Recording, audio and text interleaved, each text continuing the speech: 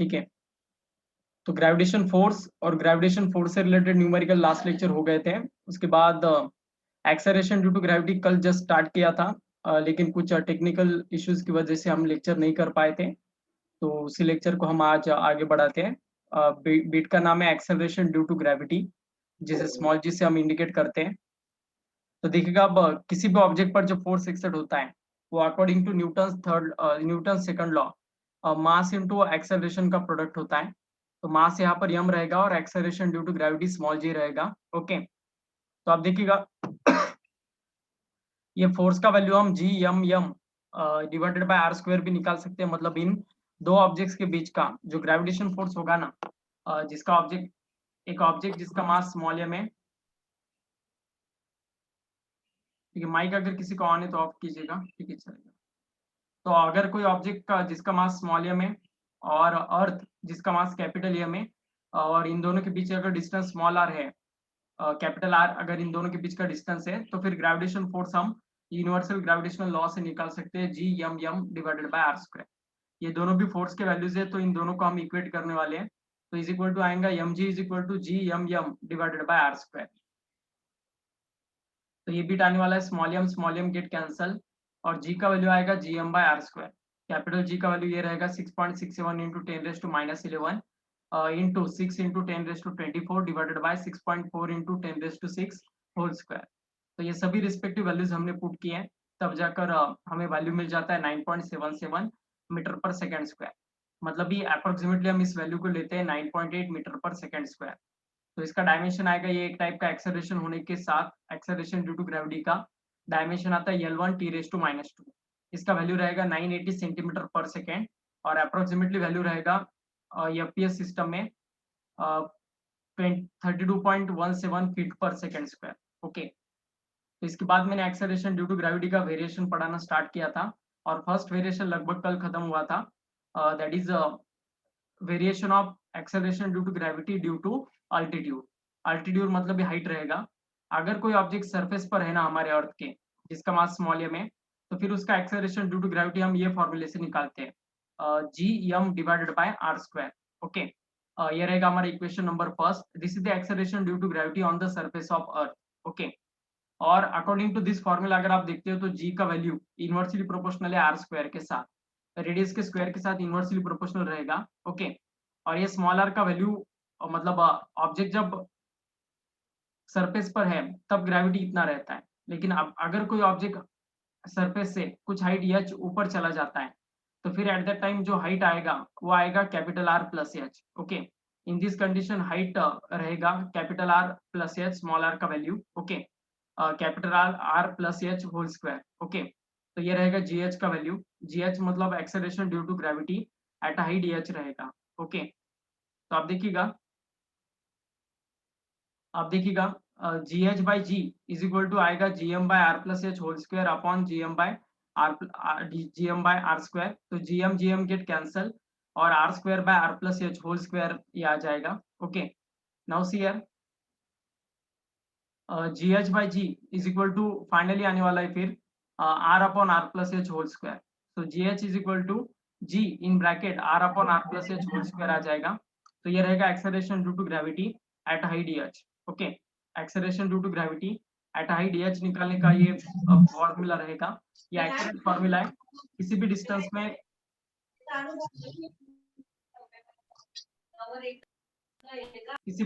में ये formula valid रहेगा। ओके, और अगर इसका हम अप्रोक्सीमेट फॉर्मूला बनाते हैं, मतलब ये फॉर्मूला देखो अब है इजी दिखने के लिए, लेकिन जब हम इसमें आर का वैल्यू पुट करते हैं ना, आर मतलब रेडियस ऑफ अर्थ, और उसका वैल्यू होता है 6400 किलोमीटर।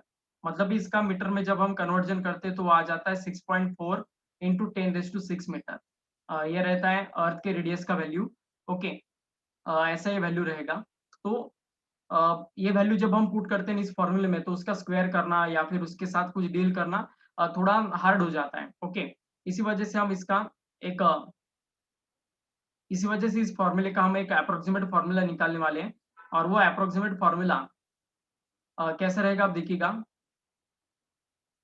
ये अप्रोक्सीमेट फॉर्मूला निकालने के लिए हम बाइनोमियल थ्योरम यूज करने वाले हैं। ओके, तो आप देखिएगा बाइनोमियल थ्योरम क्या रहता है आपको पता होगा, 1 plus X raise to N, 1 plus X raise to N is equal to 1 plus N X, ये आएगा। ओके, और इस कंडीशन में अगर मतलब 1 plus X raise to N का आंसर बहुत बड़ा होता है, एक सीरीज होती है इस आंसर का, मतलब बहुत सारे टर्म्स होते हैं, लेकिन अगर एक्स का वैल्यू बहुत बहुत छोटा रहा ना 1 से, तो फिर हम इसका अप्रोक्सीमेट फॉर्मूला यूज कर सकते हैं, 1 plus X whole raise to N is approximately equal to आएगा 1 प्लस एन एक्स। ओके, तो आप देखिएगा ये जो फॉर्मूला है G H is equal to ji in bracket R plus R upon R plus H whole square, तो इसी को मैंने रीअरेंज किया है, R square upon R plus H whole square किया था। अभी आर मैंने कॉमन आउट किया है R plus H whole square में से, तो आर अगर मैं कॉमन आउट करता हूँ तो 1 प्लस एच बाय आर बचने वाला है ब्रैकेट में, उसका होल स्क्वायर आएगा। तो ये होल स्क्वायर दोनों भी टर्म्स को हम दे देते हैं, आर स्क्वायर को भी और 1 plus H by R whole square को भी, तो R square get cancel. Okay, और ये 1 plus H by R whole मतलब उसका स्क्वायर है, तो ये टर्म अगर ऊपर चला जाए, ओके, तो इसका पावर प्लस की जगह -2 हो जाएगा। ओके, ये स्क्वायर अगर मतलब ये पावर अगर नीचे का ऊपर चला जाए तो फिर ये माइनस माइनस हो जाएगा। ओके, तो फिर ये आएगा 1 plus H by R raise to -2। Okay, अभी से कंपेयर करना है हमारे स्टैंडर्ड इक्वेशन के साथ, that is 1 plus X whole raise to N के साथ। ओके, ये बाइनोमियल थ्योरम का मतलब फॉर्मूला रहेगा, तो कंपेयर करके देखो आपको नजर आएगा कि एक्स का वैल्यू एच बाय आर आ रहा है। ओके, और एन का वैल्यू -2 आने वाला है, तो इसी वजह से इसका आंसर क्या आएगा 1 plus X raise to N का 1 प्लस एन एक्स। तो इसी वजह से G H by ji is equal to आप देखिएगा 1 प्लस एन एक्स, एन का वैल्यू इस कंडीशन में आएगा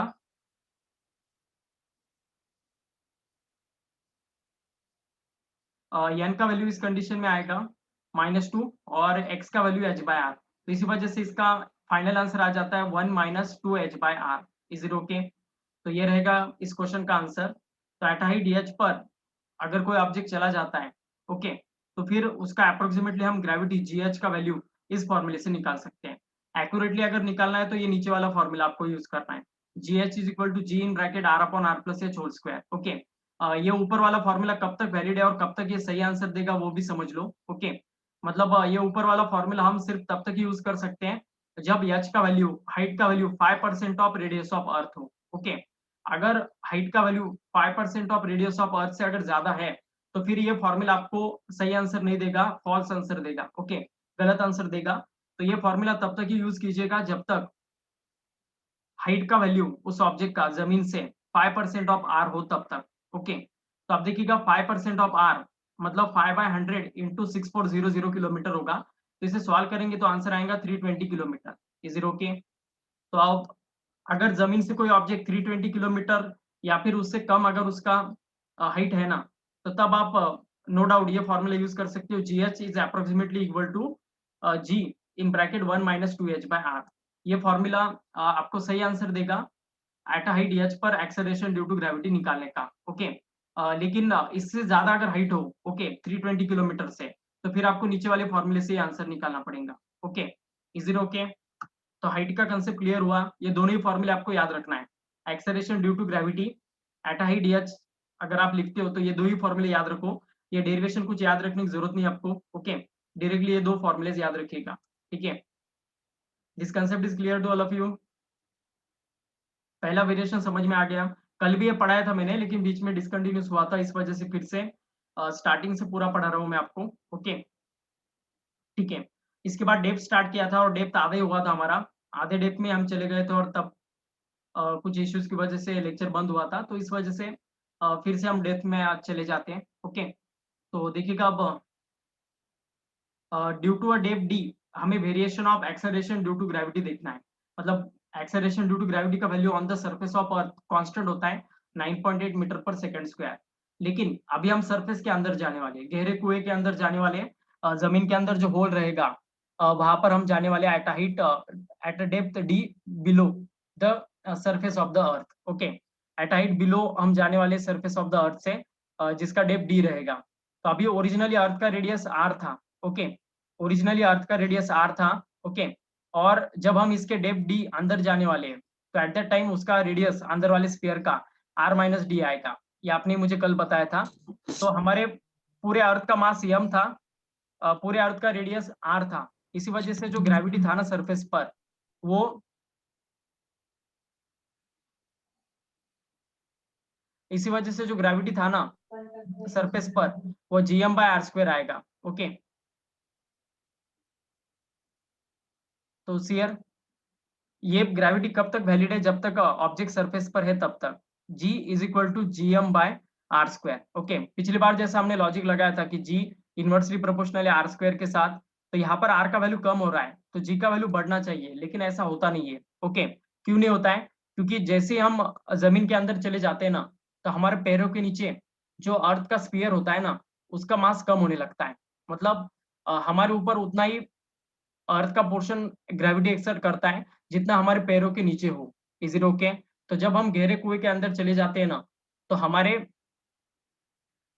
पैरों के नीचे अर्थ का जो मास होता है ना, वो कम हो जाता है। इस वजह से हमारे ऊपर एक्सर्ट होने वाला ग्रेविटी भी कम होता है, क्योंकि आपको पता है एक्सेलरेशन ड्यू टू ग्रेविटी और मास दोनों एक दूसरे को डायरेक्टली प्रोपोर्शनल है।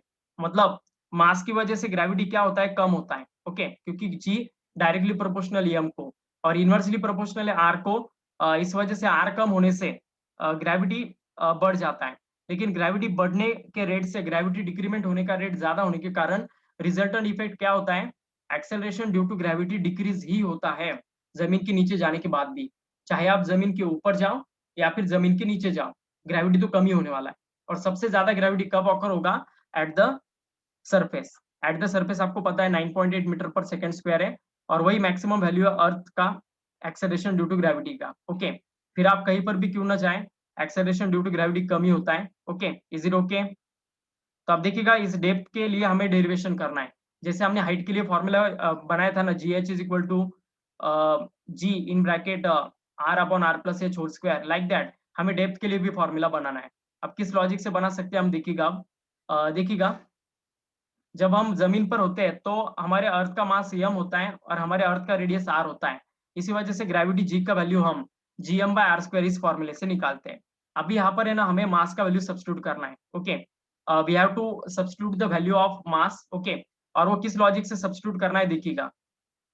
जैसे आपको ये फॉर्मूला नजर आ रहा है ऊपर, g is equal to gm/r²। This is the acceleration due to gravity on the surface of earth. Okay, तो इस फॉर्मूले में देखिएगा अभी हम डेंसिटी का वैल्यू पुट करने वाले हैं। डेंसिटी मतलब मास अपॉन वॉल्यूम रहेगा, और mass is equal to density into volume होगा। तो वॉल्यूम, अर्थ हमारा स्फीयर होने के कारण स्फीयर का वॉल्यूम आपको पता है 4/3 πr³ होगा। ओके, तो ये हमारा वॉल्यूम रहने मतलब मास रहने वाला है इन terms of density. Okay, that is 4/3 πr³।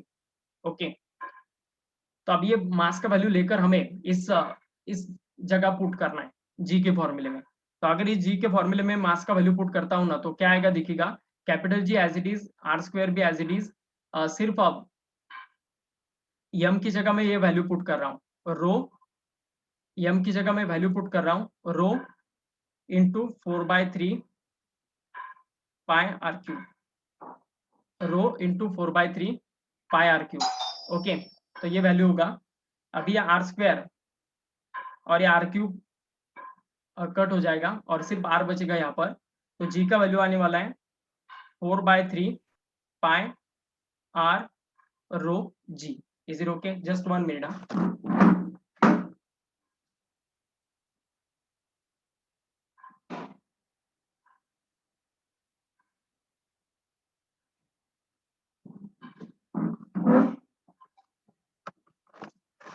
Okay, तो एक्सेलरेशन ड्यू टू ग्रेविटी का ये अनदर फॉर्मूला मिल गया इन टर्म्स ऑफ डेंसिटी रो।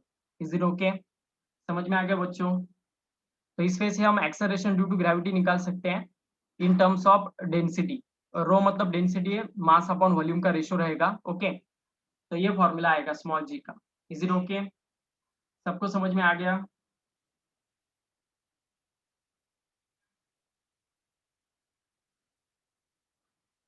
ठीक है, तो ये जी का वैल्यू हो गया। ओके, अब देखिएगा एट अ डेप्थ डी नीचे जाने के बाद जो एक्सेलरेशन ड्यू टू ग्रेविटी होगा वो जी डी यहाँ पर हम डिनोट करने वाले। डेप्थ डी पर जाने के बाद, डेप्थ डी पर जाने के बाद मास भी क्या होता है, कम होता है, और उसे हम एम डी से इंडिकेट करने वाले हैं। Okay, mass at a depth D is M D, और आपको पता है अंदर जाने के बाद जो स्फीयर होगा उसका रेडियस कितना रहने वाला है, r-d। ये हमने कल ही देखा था। तो अंदर वाले स्फीयर का मास r-d आएगा। Is it okay? तो अब यही फॉर्मूला यूज करके मुझे बताओ उसका आंसर क्या आएगा फिर। ये जी का value on the surface of अर्थ, तो जीडी का वैल्यू क्या आएगा इन terms of density row. GD का इक्वेशन क्या आएगा इस वे से अगर आप निकालते हो तो, मतलब यहाँ पर भी हमें वैसे ही करना है।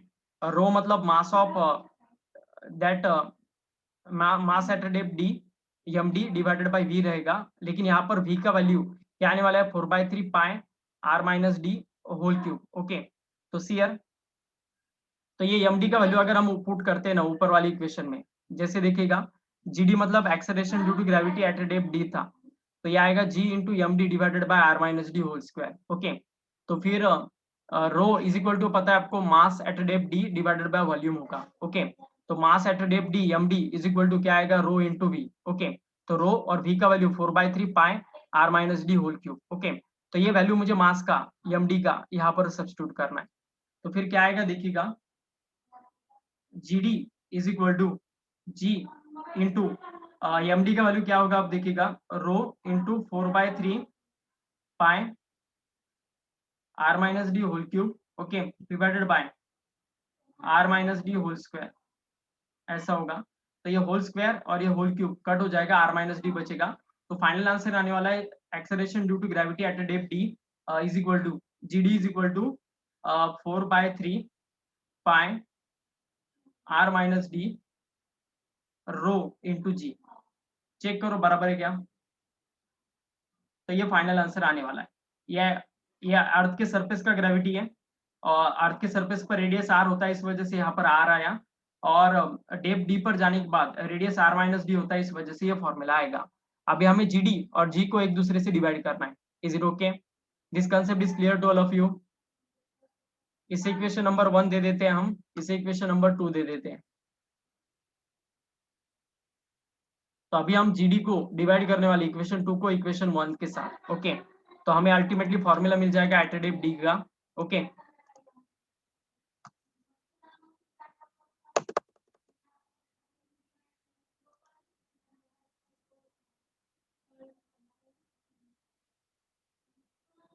तो देखिएगा जीडी और जी इन दोनों के फॉर्मूले को हम एक दूसरे से डिवाइड करते हैं, तो फिर क्या आएगा, फिर देखिएगा G D divided by G is equal to G D का वैल्यू होगा आप देखिएगा 4/3 pi R minus D rho G divided bye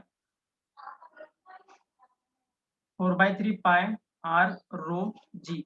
तो जो सिमिलर टर्म है वो कट हो जाएंगे, जी जी रो रो ये सब कांस्टेंट होते हैं, 4/3 पाए 4/3 पाए कट हो जाएगा। फाइनली इसका नेक्स्ट स्टेप क्या आएगा फिर देखिएगा G D by ji is equal to R minus D upon R. तो आर से अगर हम डिवाइड करते ना तो फिर आएगा ये 1 minus D by R. D मतलब डेप्थ है, जिस डेप्थ पर ऑब्जेक्ट गया है, तो उस डेप्थ पर अगर हम एक्सेलरेशन ड्यू टू ग्रेविटी निकालना है तो ये फॉर्मूला रहेगा। ओके, तो जी डी फाइनली इक्वेशन मिल जाएगा हमें, acceleration due to gravity at depth D is given by G D is equal to ji in bracket 1 minus D by R. अभी इसके कोई कंडीशन नहीं है, इसका कोई बाइनोमियल थ्योरम से हमें फाइनल आंसर नहीं निकालना है, यही फुल एंड फाइनल फॉर्मूला है। ओके, तो डेप्थ का एक ही फॉर्मूला याद रखना, G D is equal to ji in bracket 1 minus D by R. there is no another formula which gives acceleration due to gravity at depth d, so this is the only formula which we have to use to find acceleration due to gravity at depth d. is it okay, आगे समझ में।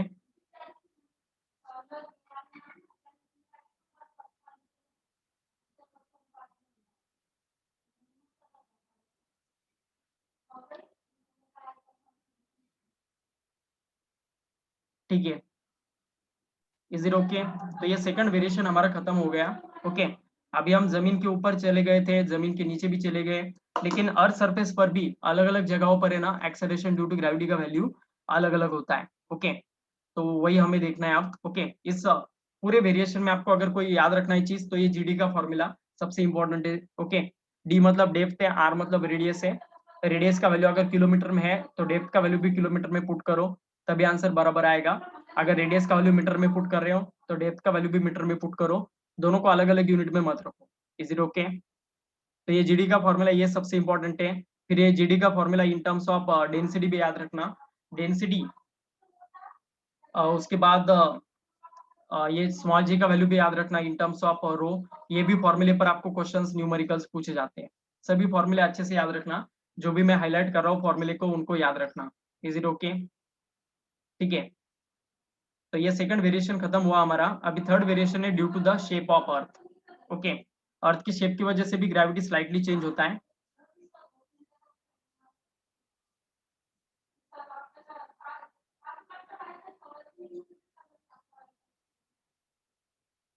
Due to the shape of earth, देखिएगा बचपन से हम पढ़ते आ रहे हैं कि अर्थ का शेप स्फेरिकल है, ऐसा मतलब ये भी स्फीयर नहीं है एग्जैक्टली। ओके, लेकिन अप्रोक्सीमेटली कंसिडर कर लो इसे। ठीक है,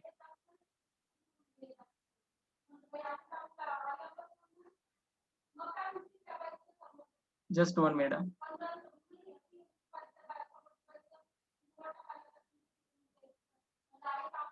देखो अब बराबर आया, देखो कितना अच्छा निकाला मैंने।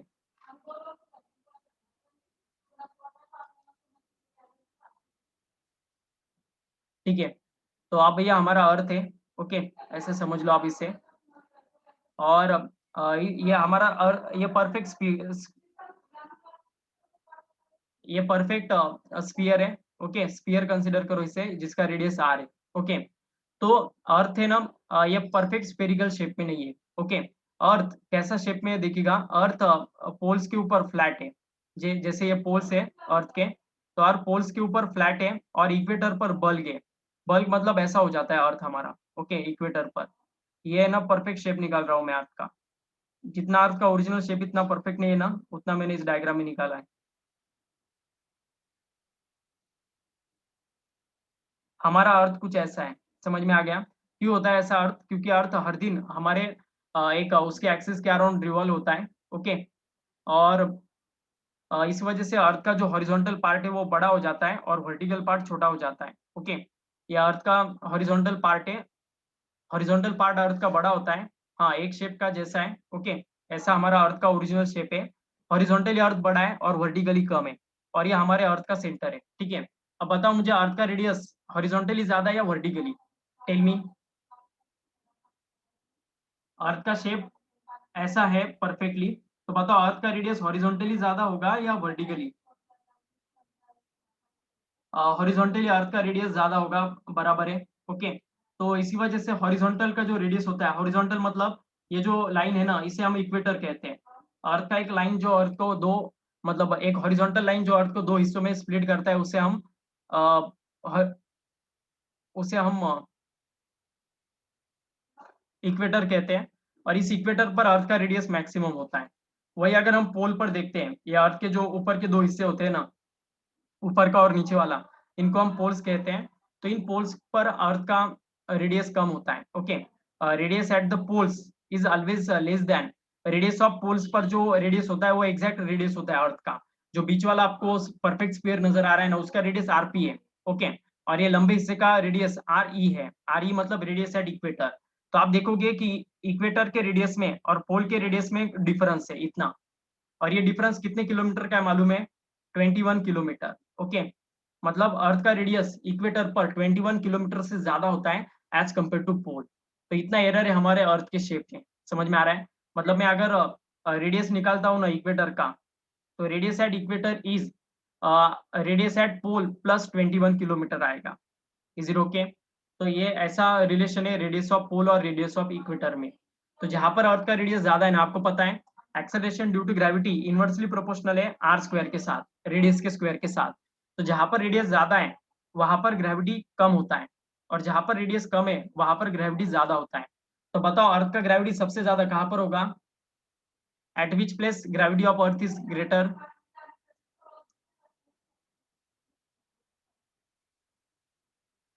पोल्स पर, राइट आंसर है पोल्स पर। अभी ये सरफेस के बारे में ही बात कर रहे हैं हम वैष्णवी। ओके, मतलब ये दोनों भी, इक्वेटर भी सरफेस पर होता है और पोल भी सरफेस पर ही होगा अर्थ के, लेकिन सरफेस टू सरफेस भी समवॉट वेरिएशन आ जाता है एक्सेलरेशन ड्यू टू ग्रेविटी का। उसी के बारे में हम यहाँ पर बात कर रहे हैं। तो आप देखिएगा जहां पर रेडियस अर्थ का ज्यादा है, जैसे आपको पता है इक्वेटर पर रेडियस अर्थ का ज्यादा है। आर ई मतलब इक्वेटर का रेडियस है, आरपी मतलब पोल का रेडियस है। तो इक्वेटर का रेडियस 21 किलोमीटर से ज्यादा है, इसी वजह से वहां पर ग्रेविटी कम होता है। ओके, ग्रेविटी एट इक्वेटर क्या आएगा फिर? GM by R E square, equator के रेडियस का स्क्वायर आएगा, और ग्रेविटी एट पोल क्या आने वाला है, GM by R P square. Okay, radius at pole square आएगा, ठीक है, इज इट ओके? तो g is equal to G M by R E square और g p is equal to G M by R P square. Okay, तो ऐसा बीट आएगा, अभी देखिएगा। तो gravity at pole is always greater than gravity of equator. Okay, और ये जीपी माइनस मतलब ग्रेविटी एट पोल ज्यादा होता है, तो जीपी माइनस जी अगर हम करते हैं ना, तो इसका आंसर आएगा 0.02 मीटर पर सेकेंड स्क्वायर। इन दोनों के बीच का डिफरेंस आता है, तो याद रखिएगा ये। Okay, gravity at pole is always greater than gravity at equator. Is it okay? तो राइट दिस, बस इतना ही इस वेरिएशन के बारे में है। लिखो इसे।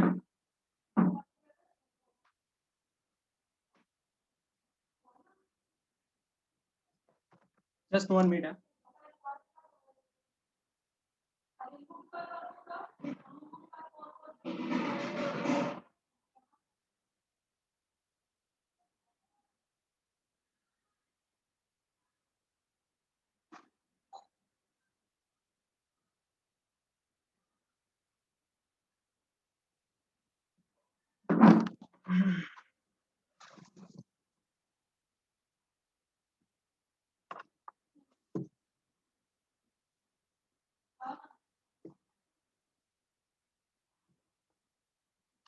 ठीक है, आ गया समझ में सभी को?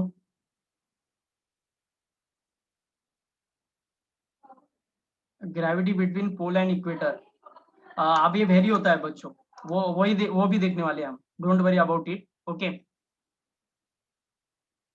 Gravity between pole and equator अगर निकालना है ना, तो एंगल हमें देखना पड़ता है, किस एंगल पर आप निकालना चाहते हो, तो वो भी हम देखने वाले। इसके बाद वही वेरिएशन है जिसे due to the rotation of earth कहा जाता है। Okay, due to the rotation of earth last variation है। ये 3 वेरिएशन आपने पहले भी स्टडी किए हैं, 10th स्टैंडर्ड में भी थे ये। ओके, और अभी एक स्लाइटली अलग एक वेरिएशन आता है, अर्थ के रोटेशन की वजह से भी एक्सेलरेशन ड्यू टू ग्रेविटी क्या हो जाता है, चेंज हो जाता है, तो वही हम अब देखने वाले हैं। ओके, पहले ये वेरिएशन लिखा है पूरा,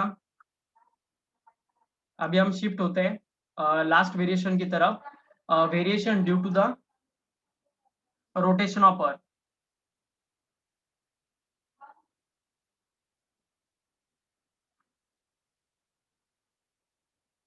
आपको पता है अर्थ हर दिन अपने अराउंड एक्सिस के अराउंड क्या होता है, रिवॉल्व करता है कुछ एंगुलर स्पीड ओमेगा से। तो इसी वजह से क्या हो जाता है, रिवॉल्यूशन की वजह से जो रिवॉल्यूशन का स्पीड होता है ना, उसकी वजह से भी ग्रेविटी पर इफेक्ट हो जाता है। अ, और जितना ज्यादा घूमेगा उतना ही मतलब उसमें जो ग्रेविटी होगा उतना वो कम होने वाला है। ओके, तो जैसे जैसे अर्थ ज्यादा स्पीड से घूमता है, वैसे वैसे उसका जो ये एंगुलर स्पीड अर्थ का कैसे निकालते हैं, ये भी मैंने आपको बताया था। आपको पता है एंगुलर स्पीड हम 2π/t से निकालते हैं, तो अर्थ का एंगुलर स्पीड आपको पता है 2π बाय टाइम पीरियड कितना रहेगा, 24 इंटू 60 तो इसे सॉल्व करो, फाइनल आंसर आपको मिल जाएगा। आई थिंक मुझे लगता है 2π/68400 आएगा। ओके, नहीं 86400। ओके, रेडियन पर सेकेंड स्क्वायर। तो ये एंगुलर स्पीड है हमारे अर्थ का। ये कैसे निकालना है ये मैंने आपको सर्कुलर मोशन में पढ़ाया था। ओके, आई होप आप सभी सभी को ये पता होगा। ओके, तो एंगुलर स्पीड हमारे अर्थ का कुछ ना कुछ होता है। ओके, जिससे वो अपने एक्सिस के अराउंड रिवॉल्व करता है, और इसी रोटेशन की वजह से क्या हो जाता है, कुछ ना कुछ ग्रेविटी कम हो जाता है। ओके, इसे due to the rotation of earth, या फिर हम कह सकते हैं due to the latitude. Okay, तो आप देखिएगा ये हमारा इक्वेटोरियल लाइन है यहाँ पर, तो हम कहीं पर भी एक रैंडमली एक पॉइंट आप कंसीडर कर रहे हैं। ओके, जैसे एक स्टूडेंट ने अभी पूछा था कि इक्वेटर और ग्रेविटी के बीच में क्या होगा, इक्वेटर और पोल के बीच में, तो वहीं पर मैंने पॉइंट कंसीडर किया। ठीक है, तो इमेजिन करो ये हमारा अर्थ पूरा सर्कुलर मोशन में मूव कर रहा है, तो ये पॉइंट भी मूव करेगा सर्कुलर मोशन में, और ये कौन से सर्कल से मूव करेगा, ऐसे। अर्थ का पूरा सर्कल बड़ा होगा, लेकिन उस मतलब वो जिस सपोज ये इस एक्सिस के अराउंड मूव कर रहा है, तो इस एक्सिस का ये जो डिस्टेंस है ना, ये आर कंसीडर करेंगे हम। ठीक है, डायग्राम अच्छे से आपको समझने आने के लिए थोड़ा मोटा मतलब बड़ा निकालता हूं मैं।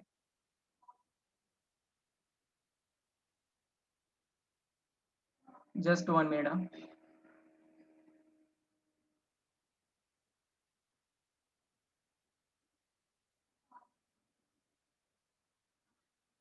तो ये हमारा अर्थ का स्फीयर रहेगा और ये एक रैंडम पॉइंट रहेगा कहीं पर भी। तो वो अर्थ के इतने ही मतलब स्फीयर से घूमने मूव करने वाला है, ओके। और इसका जो रेडियस रहेगा ये स्मॉल आर रहेगा, ठीक है। ये हमारे अर्थ का ओरिजिनल सेंटर है और इससे ये जो पॉइंट रहेगा ये अर्थ का ओरिजिनल रेडियस आएगा R. This is the original radius of earth. और ये पॉइंट जहाँ पर मूव कर रहा है वो पॉइंट भी सर्कुलर मोशन करने वाला है due to the rotation of earth, okay. और इस वजह से उस सर्कल का रेडियस स्मॉल आर, अर्थ का रेडियस कैपिटल आर है, लेकिन वो जिस सर्कल पर सर्कुलर मोशन कर रहा है ना उस सर्कल का रेडियस स्मॉल आर है। अब अच्छे से देखिएगा, टाइम खत्म होने को आ गया है तो इस वजह से थोड़ा जल्दी लेता हूं मैं। तो अभी देखिएगा, ऑब्जेक्ट कोई सर्कुलर मोशन करता है ना तो उसके ऊपर अवे फ्रॉम द रेडियस एक फोर्स एक्सर्ट होता है। वो फोर्स कौन सा होता है बताओ, जल्दी से बताओ। Which force is it is whenever object performs circular motion at that time one force is directed away from the center and that force is called as centrifugal force. Correct answer है। कोई इसका formula मुझे बताएगा क्या रहेगा? Yes anyone? Centrifugal force से बराबर है, सभी ने सही आंसर दिया है, एक भी स्टूडेंट ने गलत आंसर नहीं दिया है। तो अवे फ्रॉम द अर्थ उस ऑब्जेक्ट पर m v square by r right answer है। या फिर हम इसे एम आर ओमेगा स्क्वायर लिख सकते हैं। M v square by r इसी को हम मतलब in terms of angular velocity m are omega square लिख सकते हैं। तो यहाँ पर मैं एम आर ओमेगा स्क्वायर लिखता हूँ क्योंकि हमें एंगुलर वेलोसिटी के टर्म में आंसर चाहिए, ओके। तो इसी वजह से वो ऑब्जेक्ट जब सर्कुलर मोशन करेगा ना तो उसके ऊपर अवे फ्रॉम द अर्थ एक फोर्स एक्सर्ट होने वाला है, m are omega square, okay. तो अभी ये फोर्स हॉरिजॉन्टली रहेगा। अभी हमें ना यहाँ पर एक एंगल लेना है जिसका नाम हम लैम्बडा देने वाले हैं। लैम्बडा एक एंगल है, इस लैम्बडा का मतलब ये m are omega square force है और फोर्स आपको पता है हम रिजोल्व कर सकते हैं अलग अलग कंपोनेंट्स में। तो बताओ थीटा से रिलेटेड कंपोनेंट फोर्स का क्या होगा? ये एम आर ओमेगा स्क्वायर का जो कंपोनेंट होगा वो कितना होगा बताओ? ये जो डायरेक्शन है इसमें ये कंपोनेंट कितना रहने वाला है? कॉस वाला रहेगा, राइट आंसर है। लेकिन यहाँ पर एंगल लैम्बडा है इस वजह से कॉस लैम्बडा रहेगा। Is it okay? Lambda cos theta नहीं, थीटा मतलब मैंने आपको बताया, लेकिन यहाँ पर हम थीटा की जगह लैम्बडा ले रहे हैं। इस वजह से क्या मैं इसे ऐसे लिख सकता हूँ, M are omega square cos lambda. Is it okay? This concept is clear to all of you? M are omega square cos lambda, M are omega square force है और उस फोर्स का लैम्बडा से related component M are omega square cos lambda रहेगा। Is it okay? ठीक है, सभी को समझ में आ गया? अभी देखिएगा, कोई भी ऑब्जेक्ट जब अर्थ सरफेस पर होता है तो अर्थ उसे अपने सेंटर की ओर खींचता है with the gravitational force, okay. और ये फोर्स टुवर्ड्स द सेंटर होता है, इसी वजह से इस ऑब्जेक्ट पर toward the centre force exert होने वाला है, that is m g, okay. M g toward the centre होगा, अवे फ्रॉम द सेंटर उसी लाइन में अगर आप देखते हो ये एक स्ट्रेट लाइन है ऐसा, ओके। ये ऐसा एक स्ट्रेट लाइन है, तो टुवर्ड द सेंटर अर्थ के एम जी फोर्स एक्सर्ट हो रहा है उस ऑब्जेक्ट पर, और away from the centre m are omega square cos lambda exert हो रहा है। तो रिजल्टेंट फोर्स जो होगा वही उसका वेट होगा, ओके। मतलब अर्थ के रोटेशन की वजह से उसे आगे कोई खींचने वाला है और अर्थ के ग्रेविटेशन फोर्स की वजह से टुवर्ड्स कोई खींचने वाला है। लेकिन ऑब्जेक्ट पता है आपको कहीं पर भी क्यों ना हुआ हमारे अर्थ पर, वो अर्थ को स्टिक रहता है, इस वजह से एम जी ये जो फैक्टर होता है ये बड़ा रहता है as compare to m are omega square cos lambda. और कोई भी ऑब्जेक्ट कहीं पर भी क्यों ना हो अर्थ पर, उसका कुछ ना कुछ वेट होता ही है, कुछ ना कुछ वेट तो ऑब्जर्व होता ही है। इस वजह से ये m g minus m are omega square cos lambda होगा ना, यही उसका अपरेंट वेट होता है, ओके। अपरेंट वेट अगर निकालना है ना मैन का तो फिर वो आता है एम जी, एम जी मतलब उसका ओरिजिनल वेट होता है, लेकिन अर्थ के रोटेशन की वजह से ये डिग्रेड हो जाता है और उसका अपरेंट वेट आता है m are omega square cos lambda. Is it okay? This is the apparent weight. अब इस अपरेंट वेट को हम m इंटू जी डैश से इंडिकेट करने वाले। जी डैश मतलब एक्सेलरेशन ड्यू टू ग्रेविटी होगा, अर्थ के रोटेशन की वजह से ये चेंज हो जाएगा। M g dash is equal to m g minus m are omega square into cos lambda रहेगा। अब ये अंदर का एंगल है ना, ये अगर लैम्बडा है तो ये भी लैम्बडा होगा, ओके। तो इस ट्रायंगल को है ना मैं नीचे निकालता हूँ, ये ओ पी और ये पी डैश होगा। तो इस ट्रायंगल को अगर मैं नीचे निकालता हूँ ना ऐसा, तो ये लैम्बडा है, ये हमारा ओ है, ये पी है और ये पी डैश है, ठीक है। तो इस ट्रायंगल में बताओ मुझे इसमें आपको किसका वैल्यू निकाल के दिखाना है, कॉस लैम्बडा का। कॉस लैम्डा मतलब क्या रहेगा बताओ, और ये ओ पी डैश मतलब ये रेडियस ऑफ अर्थ है, ओके। ये पी पी डैश मतलब ये स्मॉल आर है, ओके। तो बताओ मुझे in terms of small r and capital R cos lambda का वैल्यू क्या रहेगा। Cos of lambda is equal to adjacent side upon hypotenuse. तो इस ट्रायंगल का हाइपोटेनियस है ना, ये वाला है, ये 90 डिग्री एंगल है। तो ट्रायंगल का हाइपोटेनियस कैपिटल आर है और एडजेसेंट साइड स्मॉल आर है। तो क्या मैं small r by capital R का वैल्यू कॉस लैम्डा पुट कर सकता हूँ। एडजेसेंट अपॉन हाइपोटेनियस है, तो एडजेसेंट अपॉन हाइपोटेनियस मतलब small r by capital R रहेगा, ठीक है। तो टाइम खत्म हुआ है, फिर से रिलॉग इन करो, मीटिंग कभी भी एंड होगा। तो फिर से रिलॉग इन करो, हम दूसरे वीडियो में फिर से देखते हैं, ओके। रिलॉग इन फास्ट।